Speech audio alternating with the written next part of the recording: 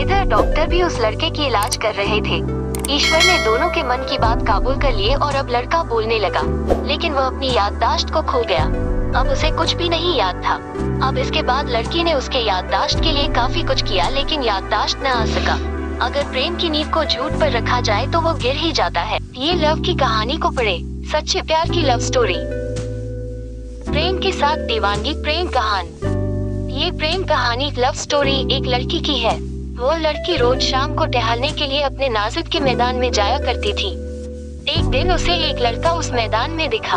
वो लड़का उस मैदान में छोटे बच्चों के लिए गुब्बारे दे रहा था। इसको देखकर लड़की खुद को ना रोक सकी। वो तुरंत ही लड़के के पास पहुंची और उसने लड़के से कहा, आप इन बच्चों को आप गुब्बारे क्यों दे रहे हैं? इस पर उस लड़के ने कहा, मुझे बच्चे काफी पसंद है। मैं इस बच्चों को रोज कुछ न कुछ देता हूँ। अगर मेरे पास कुछ नहीं होता है तो मैं इन्हें हिंदी कहानी सुनना दिया करता हुए। ये बात लड़की को बहुत अच्छी लगी।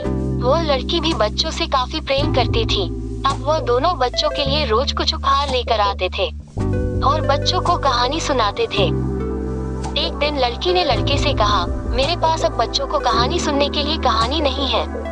मैं जितना भी कहानी सुनना या पढ़ा था बच्चों को सुना चुकी हूँ।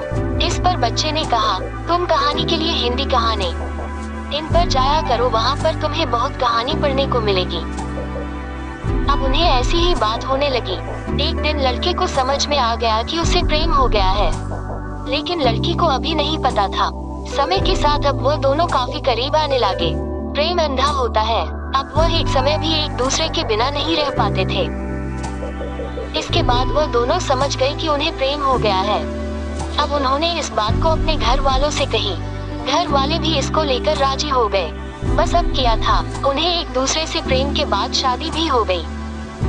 प्रेम कहानी के अंतिम में ये सभी लव स्टोरी इन हिंदी को हिंदी में ही लिखा गया है। हर एक लव स्टोरी कहानी आपके अंदर प्रेम की हलचल पैदा कर सकती है। चाहे आप प्रेम को जानते हो या नहीं, आपको इन सभी लव स्टोरी को पढ़ना चाहिए।